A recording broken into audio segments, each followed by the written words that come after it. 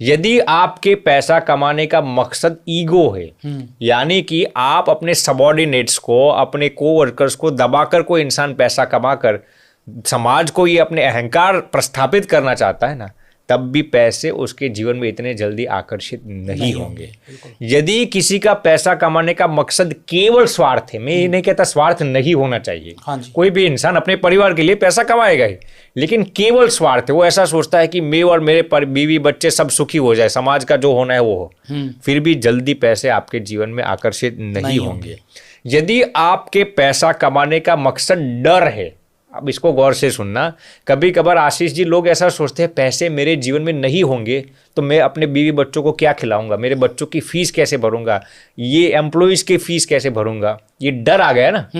तो यदि आपका पैसे के साथ कनेक्शन डर से जुड़ा हुआ है ना, फिर भी पैसे आपके जीवन में आने से डरेंगे। अच्छा, जैसा आप कर रहे हैं वैसा ही हो रहा है, वैसा ही होगा। इसलिए पैसों का कनेक्शन डर, ये बहुत ही सूक्ष्म बात है। पैसों को डर के साथ नहीं जुड़ना, यानी कि मेरे पास पैसे नहीं होंगे तो क्या होगा क्या होगा क्या होगा, ये डर आ गया ना, जो फियर आ गया, तो पैसे भी आपके जीवन में आने से डरेंगे। तो अब क्या सोचें, आप सोचेंगे कि कौन से मकसद से हमें पैसा कमाना। बिल्कुल, सारे तो आपने बोले ये भी करोगे तो भी नहीं आएंगे, ये भी करोगे तो भी नहीं आएंगे, तो क्या करें जो आएंगे। साइकोलॉजिकल रिसर्च ये कहता है आशीष जी कि जो इंसान पैसा इसलिए भी कमाना चाहता है ताकि वो ऐसा सोचता है कि मैं मेरे कमाए हुए हिस्से में से दूसरों की सहायता कर सकूं, समाज को कुछ पॉजिटिव दे सकूं, दूसरों की, गरीबों की, जरूरतमंद इंसानों की, माता पिता की सेवा भी कर सको। यदि आपका पैसा कमाने का एक मकसद परोपकार है, दूसरों की सहायता करना है, तो पैसे जख मार के आपके जीवन में आएंगे।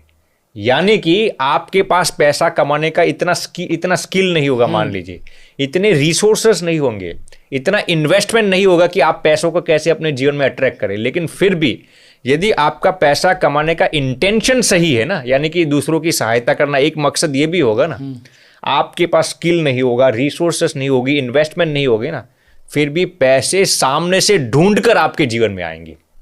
ये साइकोलॉजिकल रिसर्च ये कहता है। मतलब आपको अपने जीवन में ये बनाना है कि हम जो कमा रहे हैं उससे हम दूसरों का भला भी करें। आपका इंटेंशन यदि क्लियर होगा ना पैसा कमाने का, तो पैसे जख मार के आपके जीवन में आएंगे। आपने सर एक बात कही यहाँ पर स्वामी जी कि अगर आप डर रहे हैं कि मेरे बच्चों की फीस कहाँ से जाएगी, एम्प्लॉय कहाँ से जाएगी, किराया कहाँ से भरूंगा, तो भी पैसा आपकी तरफ आकर्षित नहीं होगा।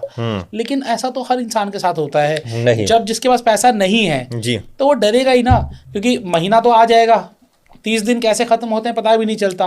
बिल्कुल। और मैंने देखा है कि लोग परेशान रहते हैं कि अगला महीना कैसे चलेगा, बिल्कुल अगले महीने पैसे कहाँ से आएंगे, तो वो डर तो कहीं अंदर में है ही। बिल्कुल, उस डर को हम खत्म कैसे करें? बिल्कुल सही प्रश्न पूछा।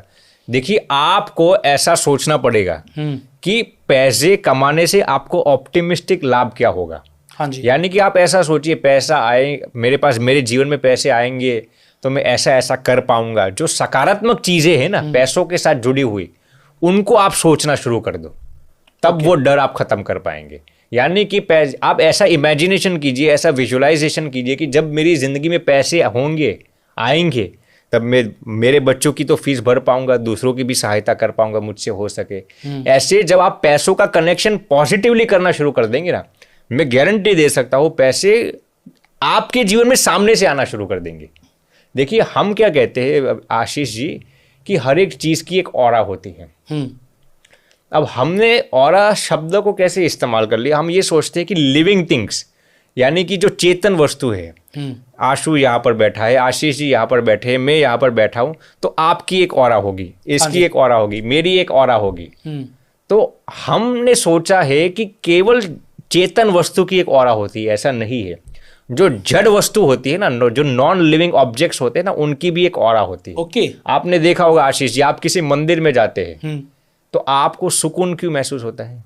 वहां पर भगवान तो विराजमान है, लेकिन उस मिट्टी की भी एक ऑरा होती है। बिल्कुल। उस जमीन की भी एक ऑरा होती है, उस दीवारों की भी एक ऑरा होती है। कोई व्यक्ति किसी वेश्यालय में जाएगा, किसी बार में जाएगा, आप कोई भी इंसान वहां पर नहीं होगा ना, फिर भी आप वहां जाकर बैठेंगे ना, आपको नेगेटिव वाइब्रेशन आना शुरू कर। क्यों? उस प्लेस की एक नेगेटिव ऑरा डेवलप हो चुकी है। आप मंदिर में जाएंगे, मान लीजिए मंदिर बनता है, अभी तो मूर्ति प्रतिष्ठा भी नहीं हुई, पॉजिटिव वाइब्स आएंगे। उस स्थान की एक ऑरा है, अब मैं क्या कहना चाहता हूँ उसको गौर से सुनना। जैसे जड़ चेतन हर एक चीज की एक ऑरा होती है, वैसे पैसे की भी एक ऑरा होती है। हाँ जी, समझ रहे मेरी बात को? यहाँ पर आप 10,000 रुपये रख देंगे ना, तो वो ऑरा किसी को नेगेटिवली भी इफेक्ट कर सकती है, किसी को पॉजिटिवली इफेक्ट है। पैसा है वो, इसके पास एक बड़ी एनर्जी है वो पैसे। तो मेरा कहने का तात्पर्य ये है, जब इंसान पैसों को डर के साथ कनेक्ट कर लेता है ना, तो पैसे की ऑरा खुद ये कहती है कि मुझे इसके जीवन में नहीं जाना, भले ही उसकी रिक्वायरमेंट सही है।